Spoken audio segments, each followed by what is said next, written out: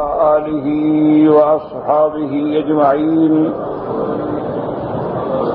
اللہم صل علی سیدنا محمد وعلی آل سیدنا محمد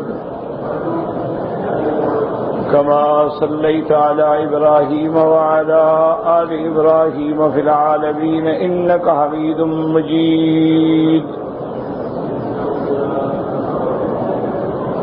أعوذ بالله من الشيطان الرجيم بسم الله الرحمن الرحيم ولا تجادلوا أهل الكتاب إلا بالتي هي أحسن إلا الذين ظلموا منهم وقولوا آمنا بالذي أنزل إلينا وأنزل إليكم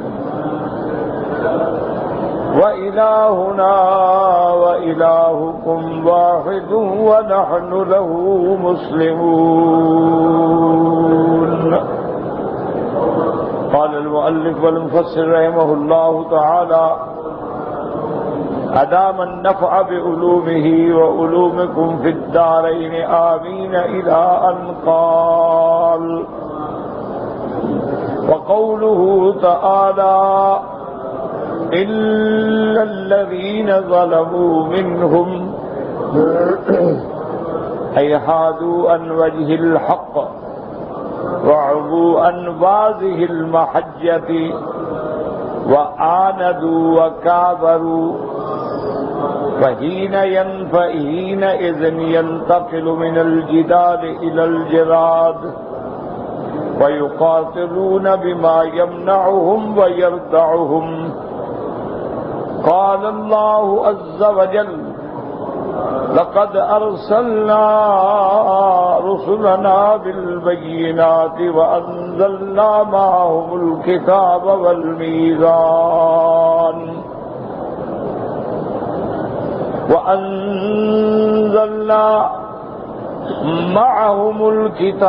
والميزان ليقوم الناس بالقسط وأنزلنا الحديد فيه بأس شديد إلى قوله إن الله قوي عزيز. اب مفسر رحمت اللہ علیہ سورۃ العنکبوت کی ان آیات کی تفسیر میں ارشاد فرماتے ہیں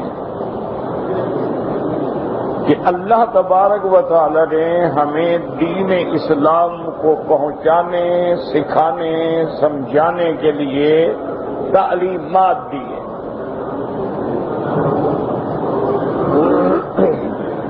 کیونکہ سب سے پہلی بات یہ ہے کہ رحمت دو عالم، محبوب دو عالم، ہادی دو عالم صلی اللہ علیہ وسلم کی نبوت جو ہے وہ تمام کائنات کے لیے،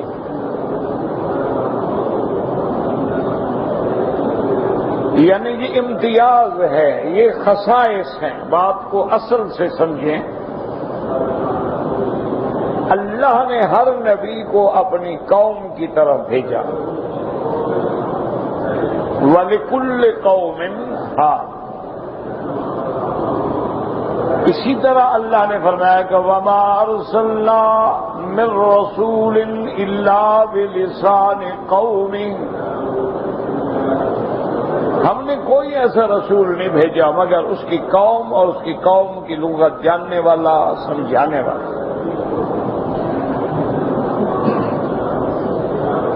تو پہلے انبیاء علیہم السلام اپنے اقوام کی طرف بھیجے گئے، ایک خاص علاقے میں بھیجے گئے، ایک خاص مدت کے لیے بھیجے گئے. یہ شان نبوت کسی کو نہیں ملا کہ رحمت دو عالم کو عالمین کے لیے بھیجا گیا. کہ وما ارسلناک الا رحمۃ للعالمین. اب عالمین میں تمام عالم کیا معنی ہے کہ حضور کی نبوت جو ہے وہ رحمت ہے تمام عالمین کے لیے. تو عالم انس ہیں ان کے لیے بھی رحمت، عالم جن ہیں ان کے لیے بھی رحمت. اسی طرح آپ دیکھیں کہ عالم حیوانات ہیں، حالانکہ حیوان مکلف نہیں ہے،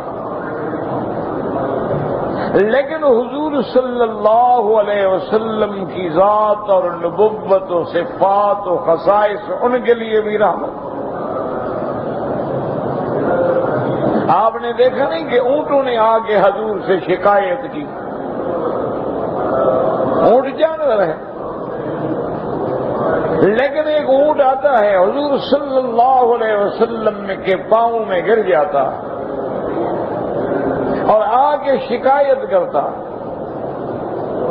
حضور صلی اللہ علیہ وسلم نے اس کے رائی کو بلایا. آپ نے فرمایا اللہ کے بندے تمہارا اونٹ جو ہے وہ تمہاری شکایت کر رہا کہ کام زیادہ لیتا ہے لیکن میری خوراک کا خیال نہیں کرتا. آئندہ خبردار کوتاہی نہ کرنا. حاضر یا رسول. تو اب دیکھیں اونٹ ہے، لیکن اونٹ نے بھی شکایت کی اور اس کا بھی حضور نے حل فرمایا. اسی طرح بعض روایات میں آتا ہے کہ ایک صحابی نے رحمت دو عالم کی خدمت میں آ کے عرض کیا کہ یا رسول اللہ میرے اونٹ جو ہے نا وہ مست ہو گئے ہیں. اچھا اونٹ جب ضد میں آ جاتا ہے نا تو اونٹ کی ضد اللہ معاف کرے. اونٹ کی ضد جو ہے نا پھر اس کا مقابلہ شیر بھی نہیں کر سکتا. اسی لیے محاورات میں بھی ہے کہ فنا جو ہے شتر کینا ہے. محاورات میں بھی لوگ مثالیں دیتے ہیں کہ فنا آدمی جو ہے بڑا شتر کینا ہے، یعنی اس کے دل میں کینا ایسا ہے جیسے اونٹ میں ہوتا ہے. اونٹ میں ایسا کینا ہوتا ہے کہ اگر آپ اس کو بلا وجہ ماریں، تکلیف پہنچائیں، تو یہ اپنے دشمن کو نہیں بھولتا ہے، یاد رکھتا ہے. سال ہر سال کے بعد بھی موقع ملے اسی دشمن کی گردن پکڑتا. اسی طرح جب اونٹ اپنی مستی میں آ جاتے ہیں، بفر جاتے ہیں، ایسی کیفیت ہو جاتی ہے کہ وہ دیوانے ہو جاتے ہیں، اب وہ اپنے مالک کو بھی نہیں پہچانتے. یعنی اونٹ اگر تابع داری کرنے پہ آئے تو چھوٹا بچہ مہار پکڑ کے لے جائے. اونٹ اگر تابع داری کرنے پہ آئے تو آپ اس کے اوپر جتنا مرضی ہے مال لاد دیں. اور صبر کرنے پہ آئے تو 8 دن 10 دن پانی نہ ملے اونٹ چل رہا ہے.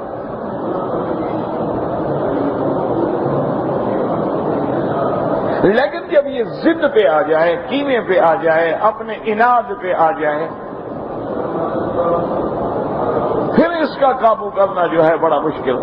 تو ایک صحابی ہے، انہوں نے کہا رسول اللہ میرے تو اونٹ مست ہو گئے، میں نے اس کا باڑا جو ہے وہاں دروازے بند کر کے باہر کھڑے ہوئے ہیں، اب تو آپ جا ہی نہیں سکتے.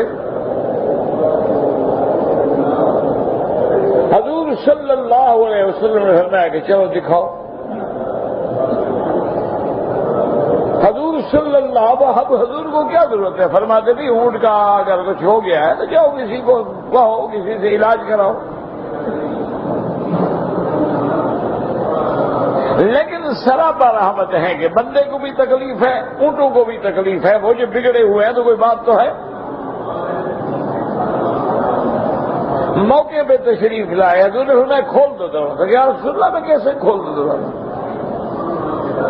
یا رسول اللہ صلی اللہ علیہ وسلم اونٹ بگڑے ہوئے ہیں حضور، کہیں آپ کو تکلیف نہ ہو۔ اور فرمایا میں نے کہا کھول دو دروازہ۔ اس آدمی نے دروازہ کھولا اور کہتا ہے کہ جب حضور اندر گئے تو اونٹ آگے حضور کے پاؤں میں گر گیا، ساری مستی ختم ہو، سارا غصہ جاتا رہا کہ بس اب تو رحمت آ گئی۔ حضور نے فرمایا کہ بھی اپنے مالک کو تنگ نہ کرنا اندھا، اور کہہ کے حضور چلے آئے۔ فرمایا جاؤ اپنے اونٹوں سے کام لو، اب تمہیں تنگ نہیں کریں گے۔ تو حضور جو ہیں وہ رحمت للعالمین، حضور صلی اللہ علیہ وسلم کو جانوروں کا فکر ہے، حضور صلی اللہ علیہ وسلم کے ساتھ پہاڑ پیار کرتے ہیں، پتھر پیار کرتے ہیں۔ مطلب پتھر کا کیا کام؟ بھائی پتھر نے کوئی انسان تو نہیں کلمہ پڑھنا ہے، لیکن حضور صلی اللہ علیہ وسلم صحیح حدیث مبارک ہے، آپ نے فرمایا انی لعارف حجرا بمکہ، میں آج بھی مکے میں اس پتھر کو پہچانتا ہوں، یسلم علی قبل ان بعثت، ابھی مجھے نبوت بھی نہیں ملی تھی، میں جب گزرتا تو کہتا السلام علیکم یا رسول اللہ۔ اب پتھر کا کیا کام؟ اسی طرح صحیح حدیثوں میں ہے رحمت دو عالم صلی اللہ علیہ وسلم جب سفر سے تشریف لے آتے، دور سے جبل احد پہ نظر پڑتی تو اپنی اونٹنی مبارک کو اپنی ایڑیوں سے چلاتے، تیز کرتے اور فرماتے حل حل کسوا، چلو چلو جلدی کرو، ھذا جبل یحبنا ونحبہ، یہ وہ پہاڑ ہے جس کو ہم محبوب رکھتے ہیں۔ چلو ہم تو کسی پہاڑ سے محبت کر سکتے ہیں، ہم تو کسی درخت سے محبت کر سکتے ہیں، ہم تو کسی پھول سے محبت کر سکتے ہیں۔ بعض لوگوں کو گلاب پسند ہے، بعض کو چمیلی پسند ہے، بعض کو نرگس پسند ہے، بعض لوگوں کو شام کے پہاڑ پسند ہیں، بعض لوگوں کو سوئٹزرلینڈ کی ویلیاں پسند ہیں، بعض لوگوں کو ہمارے ملکوں کے شمالی علاقہ جات کے پہاڑ پسند ہیں، لیکن اصل بات اگلی ہے کہ یحبنا ونحبہ، وہ ہم سے محبت کرنا ہے، یعنی پہاڑ کا حضور سے محبت کرنا، یہ وہ پہاڑ ہے، لیکن چونکہ حضور سراپا رحمت ہیں، مجسم رحمت ہیں اور عالمین کے لیے رحمت ہے، اسی لیے آپ نے فرمایا تھا نا، حدیث مبارک میں آتا ہے، اور آج ہم حدیث مبارک کو پڑھ کے گزر جاتے ہیں لیکن اس میں غور نہیں کرتے۔ دنیا کے معاملات میں ہم بڑا غور کرتے ہیں، اگر ہم نے کوئی چیز خریدنی ہو تو بڑا غور کرتے ہیں، مشینری خریدنی ہو بڑا غور کرتے ہیں، دکان کرائے پہ لینی ہو تو 10 بندوں سے پوچھتے ہیں یار مناسب ہے نہیں ہے، موقع ہے نہیں ہے، چلے گا نہیں ہے۔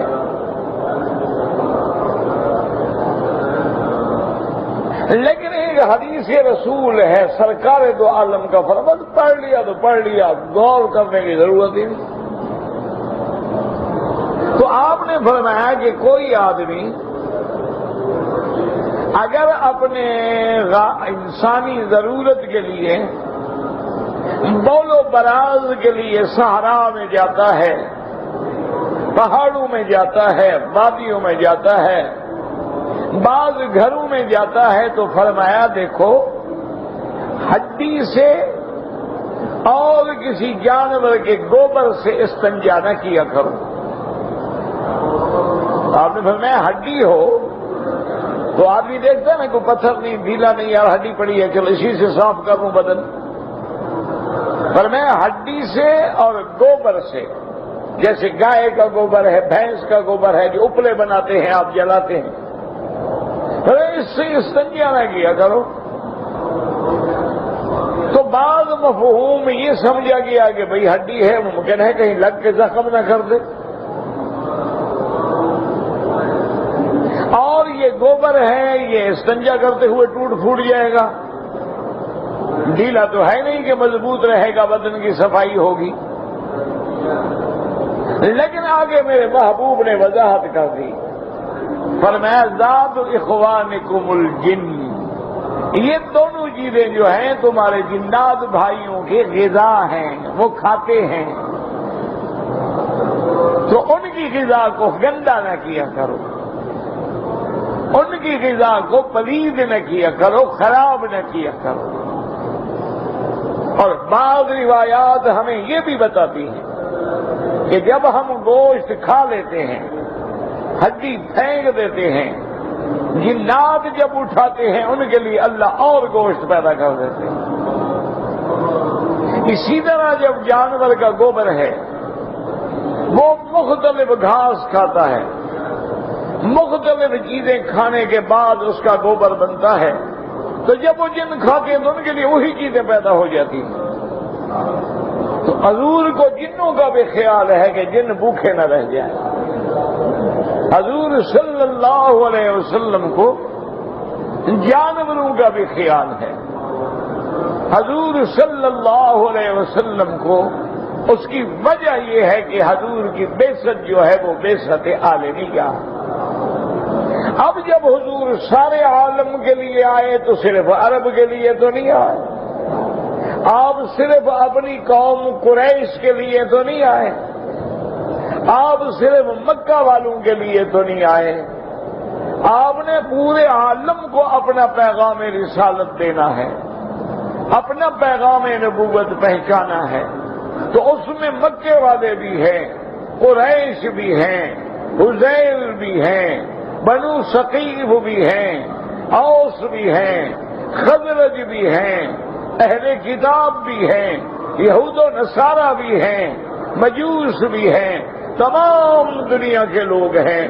تو اس لیے حضور کو خصوصی طور پہ ہدایات دی گئیں کہ آپ اپنی امت کو بھی بتلا دیں کہ جب کسی کو دین کی دعوت دینی ہو تو دعوت دینے کا ایک طریقہ ہوتا ہے، دعوت دینے کا ایک انداز ہوتا ہے. دعوت اسلام دینے کے لیے ایک اللہ نے اسلوب بیان کیا ہے کہ دانائی کے ساتھ، موعظہ حسنہ کے ساتھ، یسر کے ساتھ، تبشیر کے ساتھ، بشارت کے ساتھ، بڑی سمجھداری کے ساتھ دوسرے کو اسلام کی دعوت دے. جب آدمی اسلام کی دعوت دیتا ہے، اچھا یہی وجہ تھی کہ پہلے دور میں جہاں جہاں صحابہ گزرتے گئے، جہاں جہاں عاشقان رسول گزرتے گئے، جہاں جہاں شمع نبوت کے پروانے گزرتے گئے، وہی اسلام پھیلتا گیا. انہوں نے کوئی تشدد نہیں کیا، انہوں نے کوئی جبر نہیں کیا، انہوں نے کوئی تلوار نہیں چلائی. کوئی تاجر کے بھیس میں گیا ہے، کوئی کاروبار کے لیے گیا ہے، لیکن ان کی شکل، ان کی صورت، ان کا کردار، ان کی تعلیم، ان کا اخلاق، ان کی عبادات، ان کا معاملات، ان کی صداقت، ان کی دیانت نے مجبور کیا لوگوں کے وہ پوچھیں گے یار یہ کون لوگ ہیں.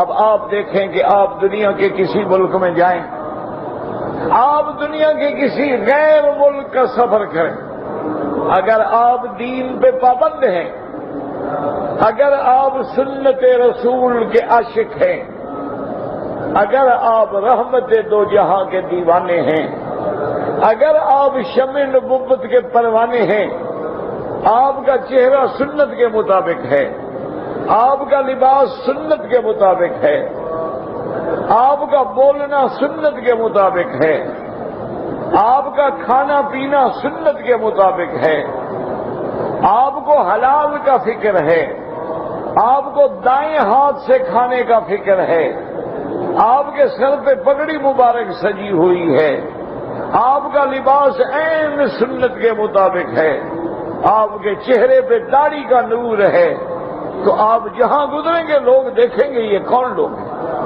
یہ کیا وجہ ہے کہ بائیں ہاتھ سے نہیں کھا رہا، یہ کیا وجہ ہے کہ دائیں ہاتھ استعمال کرتا ہے، یہ کیا وجہ ہے کہ نوجوان ہے لیکن چہرے پہ داڑھی کا نور ہے، یہ کیا وجہ ہے کہ اس نے پینٹ نہیں پہنی، اس نے جین کی پینٹ نہیں پہنی، اس نے نکر نہیں پہنی، اس نے کامل لباس پہنا ہے، ساتر لباس پہنا ہے، یہ کون آدمی ہے کہ عورت گزرتی ہے تو آنکھیں جھک جاتی ہیں، یہ کون آدمی ہے غیر محرم سے بات کرنے سے ڈرتا ہے، یہ کون آدمی ہے جو کسی غیر عورت کو ہاتھ لگانے سے ڈرتا ہے، یہ کون آدمی ہے کہ وقت آتا ہے تو وضو کر رہا ہے، یہ کون آدمی ہے کہ ایک جہت کی طرف رخ کر کے ہاتھ باندھ کے کھڑا ہے، یہ اس کی زبان پہ کیا کلام ہے، یہ کیسے رکوع کر رہا ہے، تو ان کا بولنا، ان کا گزر جانا جو تھا وہ بھی اسلام کی دعوت تھی۔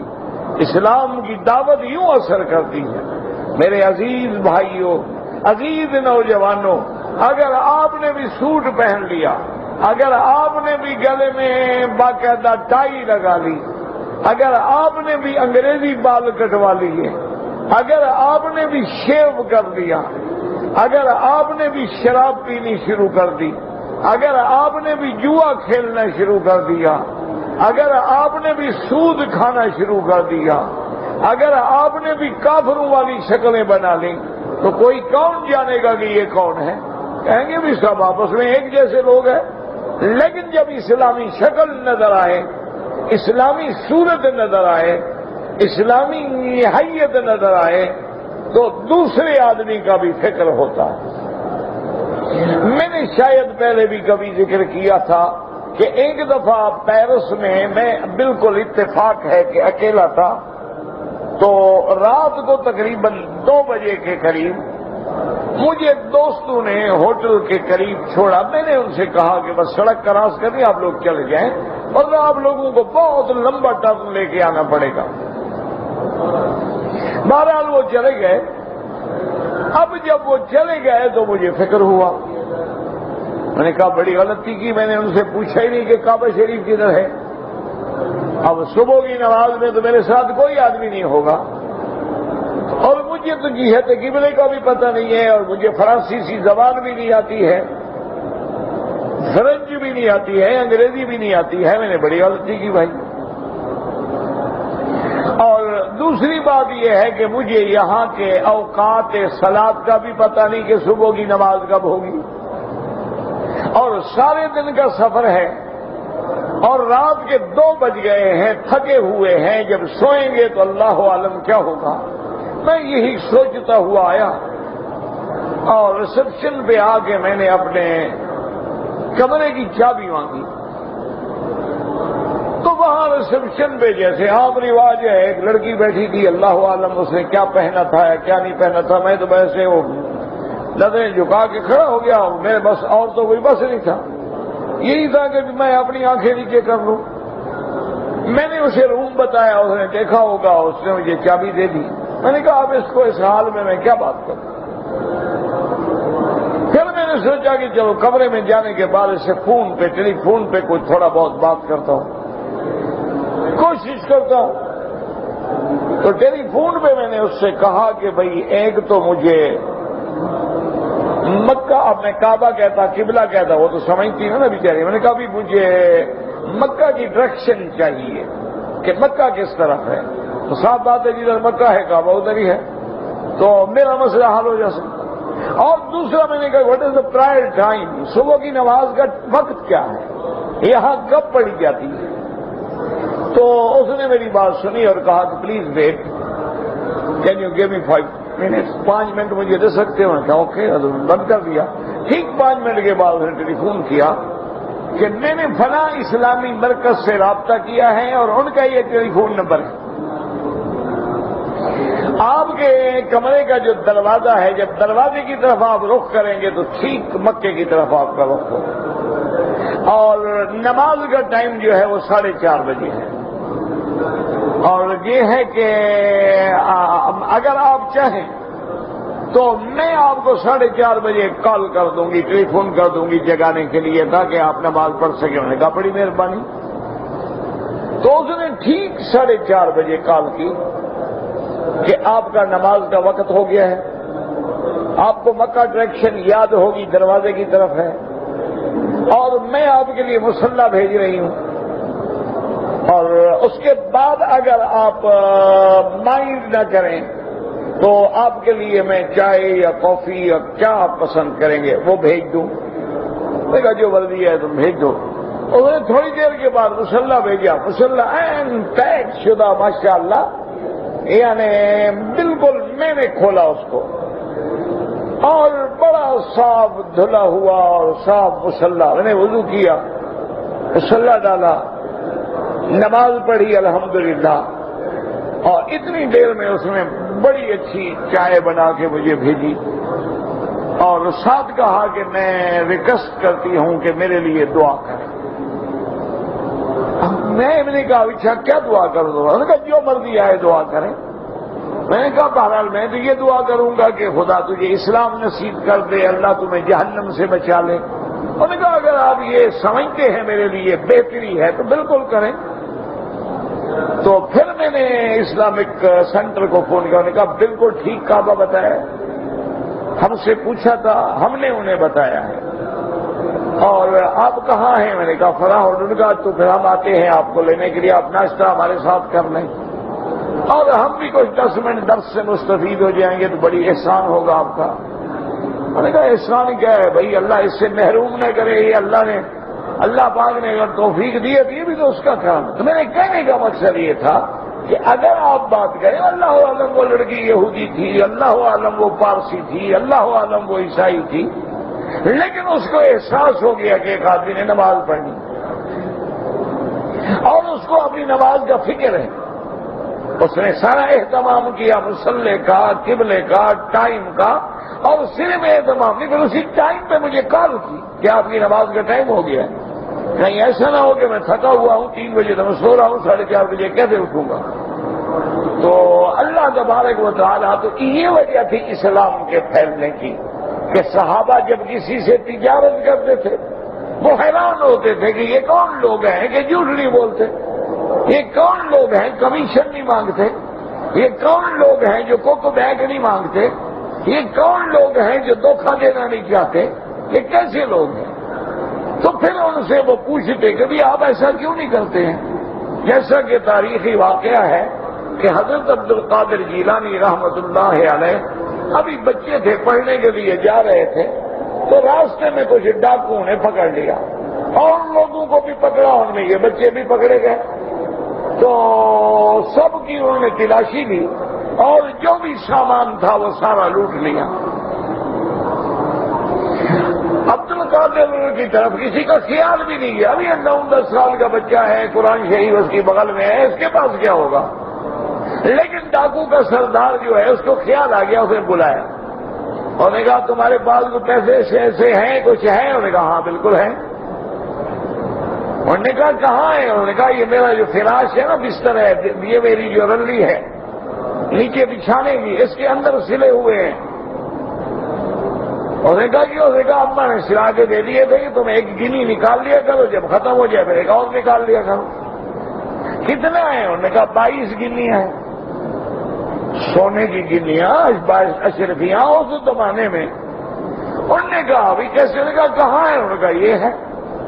انہوں نے اس کو کھولا تو 22 کی 22 سونے کی گنیاں نکل آئیں۔ تو ڈاکوؤں کا سردار جو تھا وہ حیران ہوا، اس نے کہا بیٹا تمہاری طرف تو ہمارا خیال بھی نہیں جاتا تھا، کبھی ہم سوچ بھی نہیں سکتے تھے کہ اس بچے کے پاس پیسے ہوں گے، آپ نے جھوٹ بول لیتے، اپنے 22 اشرفیاں بچا لیتے، اب تمہاری پیسہ بھی گیا، دولت بھی گئی، کیا پڑھو گے، کہاں سے کھاؤ گے، کیا کرو گے؟ اس نے کہا میں نے جس کا قرآن پڑھنا ہے وہی انتظام کرے گا، باقی جھوٹ بولنے کی وجہ یہ ہے، مجھے اماں نے کہا تھا کہ عبد القادر جھوٹ کبھی نہیں بولنا، تو میری ماں کا فرمان ہے، مجھے یاد ہے، تو وہ سارے ڈاکو رونے لگ گئے. انہوں نے کہا اس بچے کو ماں کی بات یاد ہے، ہم خدا کو بھولے ہوئے ہیں. انہوں نے کہا ہم بھی توبہ کرتے ہیں، جہاں تم پڑھو گے ہم بھی چلتے ہیں پڑھنے کے لیے. سارے کے سارے ڈاکو جو تھے ڈاکے چھوڑ کے، چوریاں چھوڑ کے، اپنی زندگیاں بدل کے مسلمان بن گئے، اپنی زندگیاں بدل کے اللہ والوں میں آ گئے. وجہ کیا تھی کہ صرف ایک جھوٹ نہیں بولا. تو صرف جھوٹ نہ بولنے سے کتنے لوگوں کی زندگی جہنم سے بچ گئی، کتنے لوگوں کی زندگی گناہوں سے بچ گئی، ڈاکے سے بچ گئی. تو یہ بھی دعوت تھی کہ اسلام جہاں جہاں سے گزرتا گیا، جہاں جہاں سے رحمت دو عالم کے پروانے گزرتے گئے، اسلام پھیلتا چلا گیا. اور آج یہی وجہ ہے کہ آج ہم خود لوگوں کو تقریر کرتے ہیں، لیکن ہم خود لوگوں کی زکوٰۃ و صدقات کھاتے ہیں. ہم لوگوں کو تقریر کرتے ہیں لیکن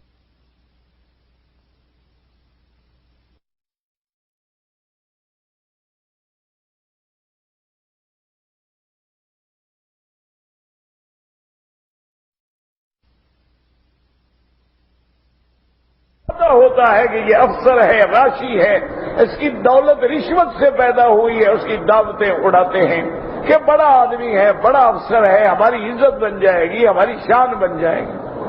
ہمیں پتہ ہوتا ہے کہ یہ وڈیرا ہے، یہ سردار ہے، یہ ظالم ہے، یہ جابر ہے. اس نے اپنے حاریوں کو تنگ کیا ہوا ہے، لڑکیاں اٹھائی، ہم پھر بھی جا کے ہیں، ملتے ہیں اور جناب ان کی دعوتیں اڑاتے ہیں. تو جب یہ عالم ہوگا تو ہماری بات سے کون ہدایت پائے گا؟ ہمارے عمل سے کون ہدایت پائے گا؟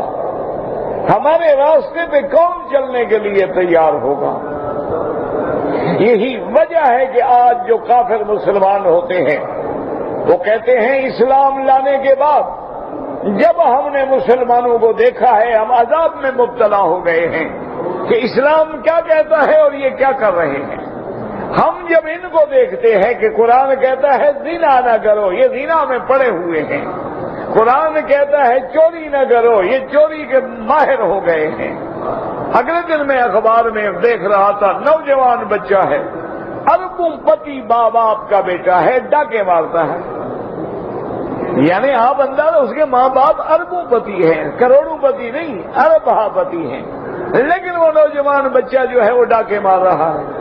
وجہ کیا ہے کہ غلط صحبت، غلط فلمیں دیکھنے کے بعد شوق ہوتا ہے کہ فلموں میں ڈاکو کی کیسی زندگی ہے، ڈاکو کس طرح کارروائی کرتے ہیں، ڈاکو کس طرح گاڑیاں چھینتے ہیں، ڈاکو کس طرح موبائل فون چراتے ہیں، ڈاکو کس طرح دوسرے کے گھروں کے اندر کے حال معلوم کرتے ہیں. صرف اس شوق کو پورا کرنے کے لیے وہ ڈکیتیاں کرتا ہے، وہ چوریاں کرتا ہے، گروپ بنائے ہوئے ہیں، مافیے بن گئے ہیں. تو جب ہمارا یہ کردار ہوگا ہمیں دیکھ کے کون مسلمان؟ اسی طرح اللہ نے حکم دیا کہ میرے محبوب کہ جب بھی کسی کو دعوت دیں تو حکمت کے ساتھ دیں، جب بھی کسی کو دعوت دیں تو دانائی کے ساتھ دیں. یعنی آپ کو میں دعوے سے چیلنج کرتا ہوں کہ میرے آقا نے رحمت دو عالم نے اپنی زبان سے تو کبھی ابو جہل کو بھی گالی نہیں دی. میرے آقا نے اپنی زبان سے کبھی ابھی لہب کو بھی گالی نہیں دی. میرے آقا نے اپنی ذات کا بدلہ کبھی دشمنوں سے نہیں لیا ہے. اللہ کے نبی کے راستے میں کانٹے بچھائے گئے ہیں، پتھر برسائے گئے ہیں، آپ کے پاؤں زخمی کیے گئے ہیں، پاؤں خون سے بھر گئے ہیں، آپ کے دندانے مبارک شہید ہو گئے ہیں، آپ کے چہرے مبارک پہ زخم لگے ہوئے ہیں، اور آپ دعائیں کر رہے ہیں اللہم اہد قومی فإنہم لا یعلمون. میرا اللہ میری قوم کو ہدایت دے، میرا اللہ میری امت کو ہدایت دے. میرا اللہ یہ تیرے نبی کے مقام کو نہیں پہچانتے ہیں، میرا اللہ یہ تیرے نبی کی عظمت کو نہیں جانتے ہیں. ان کی ہدایت کا فیصلہ فرما، اپنی رحمت کا فیصلہ فرما. یعنی آپ حیران ہوتے ہیں کہ اللہ اپنے نبی کو فرماتے ہیں کہ میرے محبوب آپ ان کے لیے اپنی جان نکالنا چاہتے ہیں. اگر یہ اسلام نہیں لاتے فَلَعَلَّكَ بَاخِعٌ نَفْسَكَ، آپ اپنے نفس کو ہلاکت میں ڈال رہے ہیں کیونکہ یہ ایمان نہیں لے آ رہے ہیں۔ آپ کا کام ہے کہ دعوت کر دی، آپ کا کام ہے کہ دین پہنچا دیا۔ اب جن کے مقدر میں ہدایت ہے ملے گی، اور جن کے مقدر میں ہدایت نہیں ہے وہ نہیں ملے گی۔ تو ایک ہوتا ہے مکالمہ، اچھا ایک ہوتا ہے مناظرہ، ایک ہوتا ہے پھر اس سے آگے ذرا بات بڑھ جاتی ہے، مجادلے تک آ جاتی ہے۔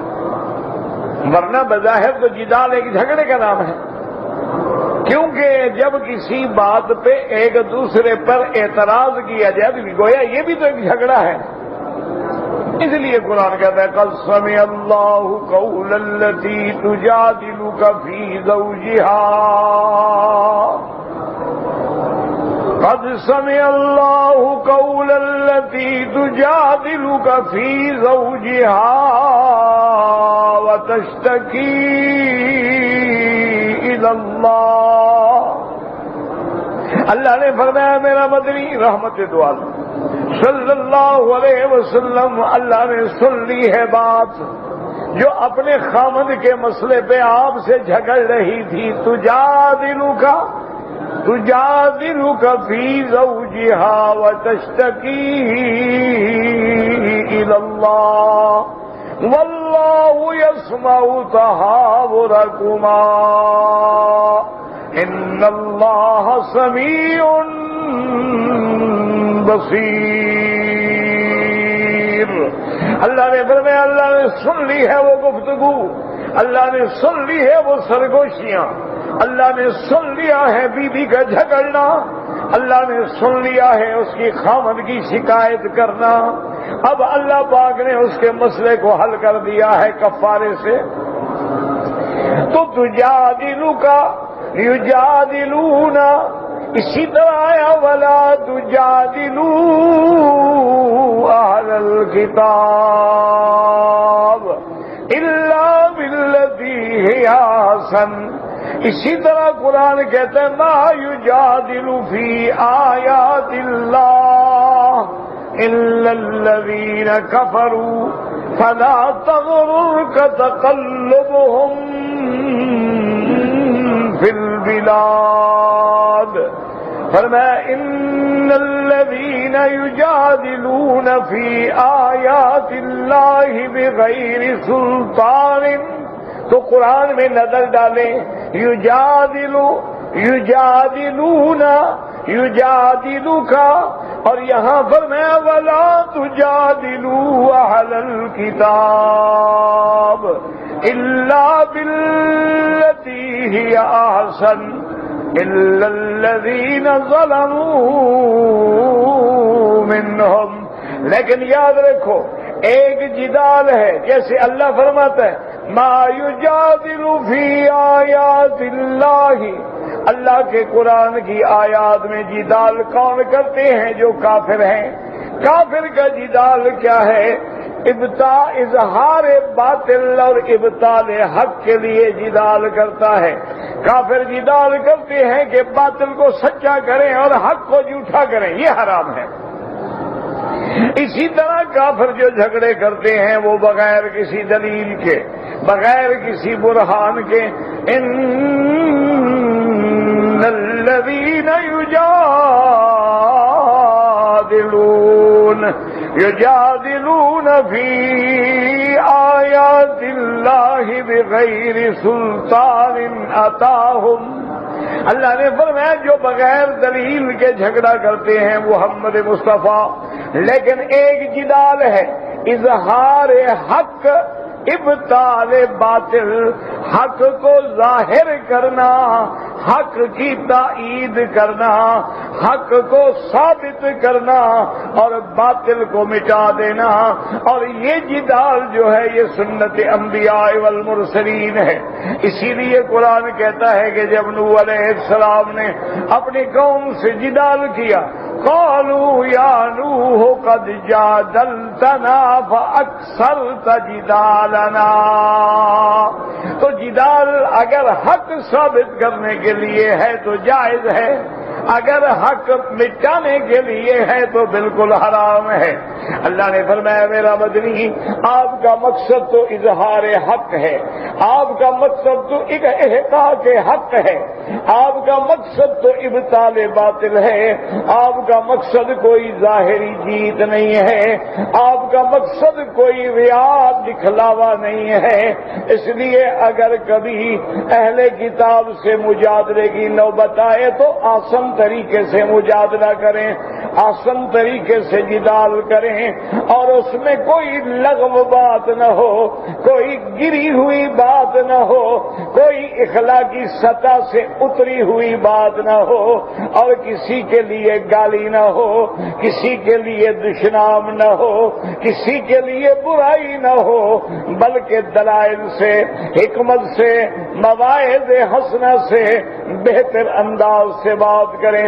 یہی وجہ ہے کہ جن لوگوں نے رحمت دو عالم سے بات کی، یہی وجہ ہے کہ جن لوگوں نے حضور سے بات کی، وہ اخلاق کریمہ ایسا تھا، وہ آپ کی زبان مبارک سے ایسے موتی جھڑتے تھے، وہ آپ کو اللہ نے ایسا لحن داؤدی دیا تھا، آپ کو اللہ نے فصاحت صالح دی تھی، آپ کو اللہ نے جمال عطا فرمایا تھا، کمال عطا فرمایا تھا کہ جب بھی کوئی بات کرتا تو فوراً متاثر ہو جاتا، فوراً اسلام قبول کر لیتا اور فوراً اعتراف کرتا، اشہد اللہ الہ الا اللہ واشہد ان محمد رسول اللہ۔ ہاں اب جناب آپ نے یہ پڑھ لیا کہ اگر مجادلہ ہو تو آسن انداز میں ہو، ہاں مگر وہ کافر الا الذین ظلموا منہم، مگر وہ لوگ جنہوں نے اپنے جانوں پہ ظلم کیا، جو حق کے راستے سے ہٹ گئے، جو حق کے مقابلے پہ آ گئے، جو ہر حال میں نعوذ باللہ ماں سوا سخت بات کے نرم بات کرنا نہیں چاہتے ہیں، وہاں آپ کو بھی اجازت ہے کہ آپ سخت جواب دے سکتے ہیں، آپ بھی سخت بات کر سکتے ہیں، لیکن ساتھ یہ بھی فرما دیں، آگے اللہ انداز بتلاتے ہیں کہ میرے محبوب آپ ان کو یہ بتلائیں کہ ہمارا اللہ کے قرآن پہ بھی ایمان ہے، اللہ نے جو کتابیں پہلے اتاری ان پہ بھی ایمان ہے، اللہ کی وحدانیت پہ بھی ایمان ہے، اللہ کی الوہیت پہ بھی ایمان ہے، اور ہم یہ آپ کو بتا دیں، آپ مانیں یا نہ مانیں، آپ ہماری بات سنیں یا نہ سنیں، ہم تو اسلام لانے والے ہیں، ہم تو ایمان لانے والے ہیں، ہم اللہ کے رسول کے فرمان کے تابع ہیں۔ اس لیے مفسر فرماتا ہے الا الذین ظلموا منہم، اور بعض علماء نے فرمایا اس کا معنی یہ ہے کہ جو اس کے باوجود بھی لڑنے پہ تیار ہیں، قتال پہ تیار ہیں، تو پھر میرے مدنی آپ کو بھی مقابلے کی اجازت ہے، جیسے اللہ نے فرمایا تھا وَلَا تُقَاتِلُوهُمْ عند المسجد الحرام حتى يقاتلوكم فيه فإن قاتلوكم فاقتلوهم۔ اللہ نے فرمایا مسجد الحرام کی حدود میں قتال نہ کریں، لیکن میرا مدنی اگر کافر قتال کریں، اگر وہ آپ کو مارنا چاہیں تو اسلام یہ بھی نہیں کہتا کہ قتل ہو جائیں، پھر آپ کو بھی اجازت ہے۔ اس لیے فرماتے ہیں الا الذین ظلموا منہم، جو پھر بھی نہ مانے، قرآن کو بھی نہ مانے، آپ کی نبوت کو بھی نہ مانے، آپ کی رسالت کو بھی نہ مانے، آپ سے پھر بھی لڑنے کے لیے تیار ہوں، تو اب آپ کو بھی جہاد کی اجازت ہے۔ تو یہ انداز ہے، کیونکہ میرے مدنی نے پورے عالم کو دعوت دینی ہے، پورے عالم کو پیغام دینا ہے، اور مقابلے پہ کبھی یہود آئے گا، کبھی نصرانی آئے گا، حضور کے بعد دیکھیں کہ علماء کے سامنے کبھی مشرک آئے، کبھی مجوسی آئے، کبھی سورج کے پجاری آئے، کبھی بتوں کے پجاری آئے، کبھی ہندو آئے، کبھی سکھ آئے، کبھی دہریہ آئے، کبھی شیوعین آئے، کبھی منکرین قرآن آئے، کبھی منکرین حدیث آئے، لیکن علماء نے سنت رسول کو اور ہدایت ربانی کو لازم رکھا۔ اللہ ہمیں بھی اس پہ چلنے کی توفیق دے۔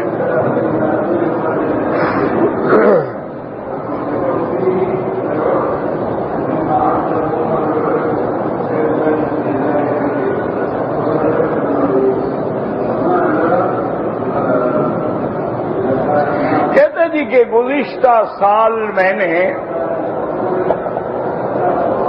حج تو کر لیا تھا، لیکن حج کی صفا مروہ نہیں دوڑا، میں طائف چلا گیا اور ابھی تک نہیں کیا۔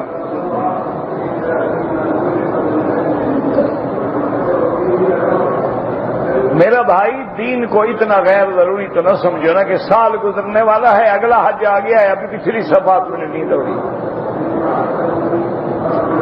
بہرحال علاج یہ ہے کہ ابھی نفلی طواف کرو اور طواف کے بعد اسی صفا کی نیت سے جا کے صفا دوڑ لو، استغفار کرو، انشاءاللہ کوئی دم نہیں، لیکن آئندہ ایسی غفلت نہ کرو۔ یہ ٹھیک ہے کہ حج کی صفا اگر ہم فوراً نہ دوڑیں، 10 دن بعد دوڑ لیں، 20 دن بعد دوڑ لیں، مہینہ بعد دوڑ لیں، رش نکل جائے گا، لیکن یہ معنی تو نہیں نا کہ بالکل بھول جائیں گے اگلا حج آ جائیں۔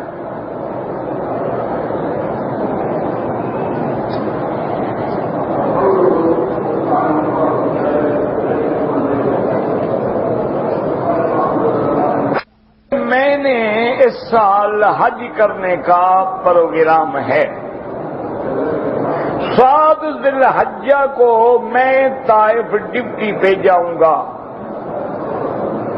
اور مجھے 7 ذی الحجہ کو ہی بغیر احرام کے مکے میں داخل ہونا ہے۔ کیوں؟ ڈپٹی آپ کی ختم ہو گئی، پھر بغیر احرام کے کیوں داخل ہونا ہے؟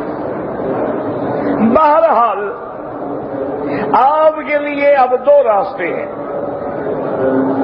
یا تو احرام کی چادریں ساتھ لے جائیں اور وہیں سے جب واپس آئیں طائف سے ڈپٹی 7 کو ختم ہو جائے، وہیں سے حج افراد کا احرام باندھ کے آ جائیں، احرام میں رہیں، طواف کریں، صفا مروہ دوڑیں، پھر مینا جائیں، لیکن احرام نہیں کھولیں۔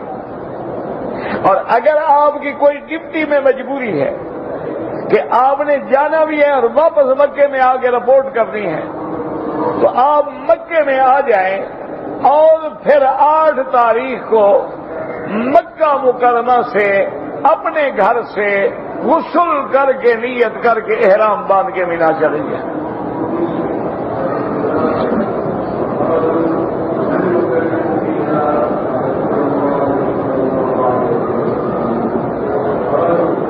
کہ میں نے عمرہ کیا عصر کی نماز کے بعد، میں نے 2 رکعت طواف ادا نہیں کی، صفا مروہ دوڑا، سر کے بال کٹوانے کے بعد نماز مغرب ادا کی اور بعد میں 2 رکعت پڑھی۔ بالکل ٹھیک ہے، کوئی بنا نہیں، کوئی مسئلہ نہیں، آپ نے ٹھیک کیا، کیونکہ بعض ائمہ کے نزدیک عصر کی نماز کے بعد 2 رکعت نہیں پڑھنی چاہیے، تو اگر آپ نے مغرب کے بعد پڑھی ہے تو کوئی بات نہیں، اچھا کیا۔ کہتے جی کہ اگر زمزم کو ہم چائے میں ڈال دیں یا کھانے میں ڈال دیں تو زمزم کے پانی کو آگ پہ پکانا چڑھانا جائز ہے؟ بالکل جائز ہے، کوئی منع نہیں۔ یہ تو صرف علماء کے نزدیک آداب ہیں کہ آپ جب دوسرا پانی موجود ہے تو اس پانی کو ہم دوسرے کاموں میں کیوں لگائیں، ورنہ تو پانی ہے زمزم۔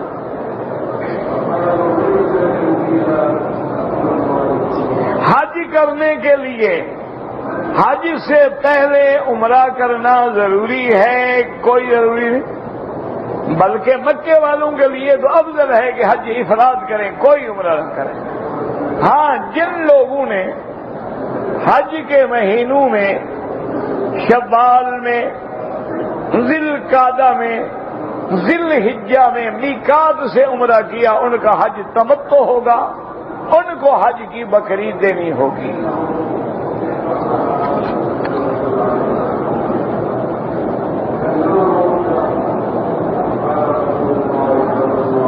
کہتے جی کہ قادیانی جو ہیں وہ توفی کا معنی جو ہے موت سے کرتے ہیں، یہ ان کی غلط فہمی ہے۔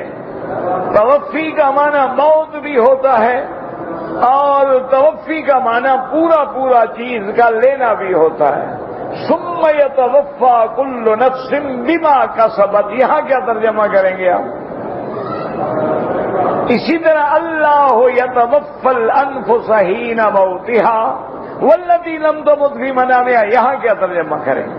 تو بہرحال ہم تو قائل ہیں کہ عیسیٰ علیہ السلام کو زندہ اٹھایا گیا، آپ اتریں گے اور پھر اس کے بعد آپ پہ موت بھی آئے گی۔ دوران نماز خانہ کعبہ کو دیکھیں، افضل یہ ہے کہ سجدے کی جگہ پہ نظر رکھیں، کیونکہ نماز جو ہے یہ بندگی ہے، عاجزی ہے، تذلل ہے۔ بندہ اپنی عاجزی اور بندگی کا اظہار کرتا ہے، اس کا تقاضا یہ ہے کہ نظر سجدے کے مقام پہ۔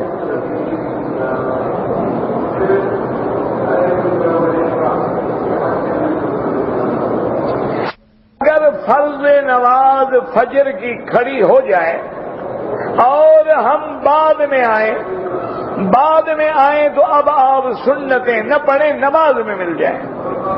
جب نماز کھڑی ہو جائے تو پھر اور کوئی نماز نہ پڑھی جائے، اور جب نماز فجر پڑھ لیں سلام پھیرنے کے فوراً بعد 2 رکعت سنت پڑھ لیں یا سورج نکلنے کے بعد پڑھ لیں۔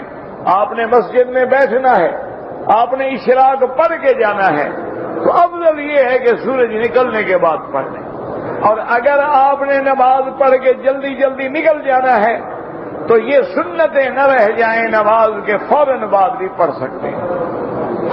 اپنی بچی کا نام نمرہ رکھا ہے، بہرحال وادی نمر آبادی کا نام بھی ہے، کوئی ایسا مسئلہ نہیں ہے، لیکن میرے عزیز اپنی بچیوں کے یہ بگڑے تگڑے نام نہ رکھا کریں۔ آپ کے پاس حضور کی بیویوں کے نام موجود ہیں، حضور کی بیٹیوں کے نام موجود ہیں، صحابہ کی بیویوں کے نام موجود ہیں، صحابہ کی بیٹیوں کے نام موجود ہیں، تو ہمیں کیا ضرورت ہے کہ ہم کبھی ایسے نام ڈھونڈتے ہیں کہ جی بس نام نیا ہو جو پہلے کسی کا ہو، یہ کوئی بات تو نہیں ہے۔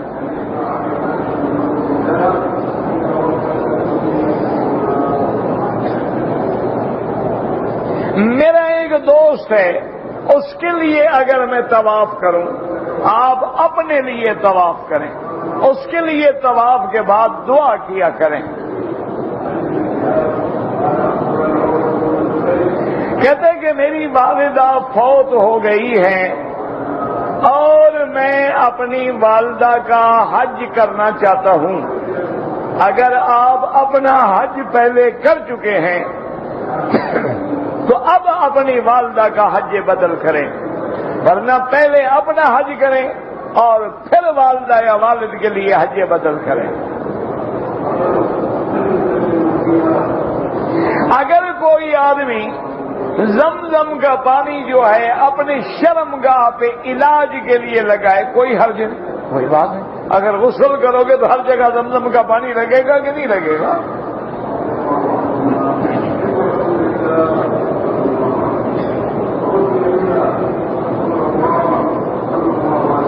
بہرحال آپ نے شوال میں مدینہ منورہ سے احرام باندھ کے عمرہ کیا ہے تو ایک بکری ادا کر دیں تاکہ جھگڑا نہ رہے آپ کے حج میں۔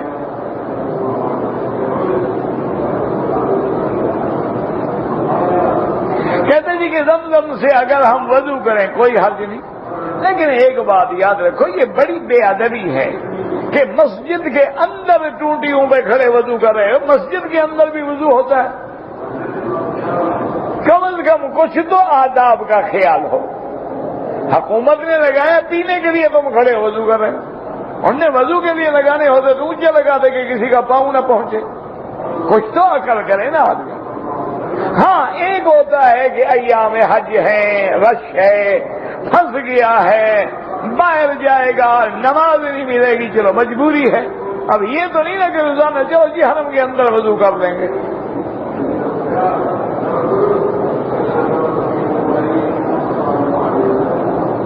زمزم سے کفت دوتے، پتہ نہیں کفت کیا ہوتا ہے،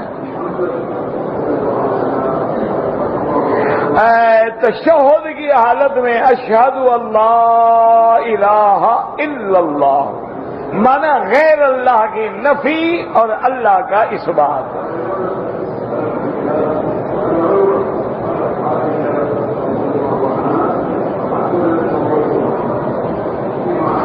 میں نے وتر کی نماز عشاء کے بعد نہیں پڑھی، میرا خیال تھا کہ میں تہجد کی نماز کے ساتھ وتر پڑھوں گا، لیکن دیر ہو گئی، آنکھ دیر سے کھلی۔ بہرحال جن لوگوں کو تہجد میں اٹھنے کا یقین نہ ہو وہ عشاء کے بعد وتر پڑھ لیا کریں۔ اللہ نے اٹھا دیا تو تہجد پڑھ لینا، اگر خدا نہ خاصہ نہ اٹھے تو وتر تو نہ جائے نا، وتر پڑھنا ضروری ہے۔ اور امام ابو حنیفہ رحمت اللہ علیہ کے نزدیک واجب ہے، لہذا ہر حال میں وتر پڑھا کریں، اور اگر رہ گئے ہیں تو قضا پڑھیں۔ کافر جو ہیں اس دنیا میں، کیا وہ بھی حضور کے امتی ہیں؟ بالکل امتی ہیں، لیکن امت میں دو قسم ہوتے ہیں، ایک امت دعوت ہے اور ایک امت اجابت ہے۔ جنہوں نے مان لیا ہے وہ امت اجابت ہے، جنہوں نے نہیں مانا ہے اور تو کوئی نبی نہیں وہ بھی امتی ہے، لیکن وہ نافرمان امتی ہیں۔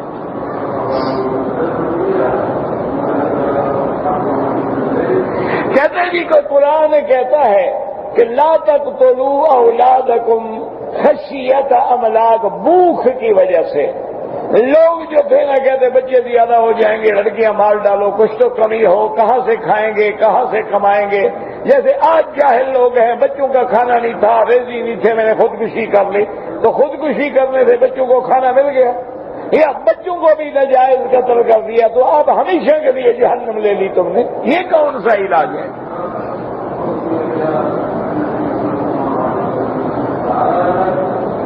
هذا البلد الف لام معرف مراد ہے مکہ، هذا بلد وہاں تنوین ہے، تعظیم مراد ہے۔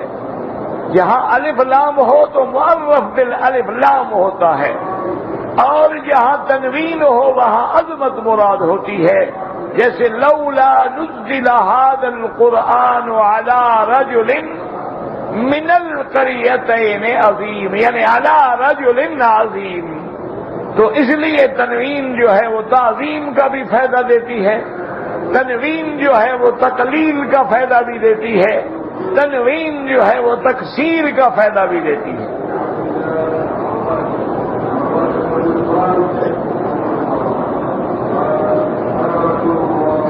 ہمارے ایک جوان بھائی نے اپنی بیوی کو ایک طلاق دی ہے، ٹھیک ہے طلاق ہو گئی، اگر عدت کے اندر رجوع کر لے، رجوع کا معنی ہوتا ہے دو گواہوں کے سامنے کہہ دے کہ میں نے بیوی سے رجوع کیا، جا کے بیوی کو منا لے، بیوی کے ساتھ لیٹ جائے، رجوع ہو گیا۔ لیکن ایک طلاق جو دے چکے ہو، اب خیال کرنا، اب اگر اور دو گے پھر دو ہو جائیں گے، تو اس لیے بہرحال ایک طلاق کے بعد تم رجوع کر سکتے ہو، اور رجوع کر لینا بہتر ہے، اور آئندہ جو ہے طلاق دینے سے بچا کریں۔ کہ ایک آدمی نے رمضان المبارک میں روزے کی حالت میں نسوار رکھ لی، وہ کہتا ہے کہ روزہ نہیں ٹوٹا۔ اب یہ بات وہی بتائے گا کہ نسوار کا کچھ حصہ مادہ اندر گیا کہ نہیں گیا، اگر گیا تو روزہ ٹوٹ گیا، نہیں کیا روزہ تو نہیں ٹوٹا۔ لیکن روزہ رکھنے کا منع کیا ہوتا ہے کہ نسوار کھایا کرو۔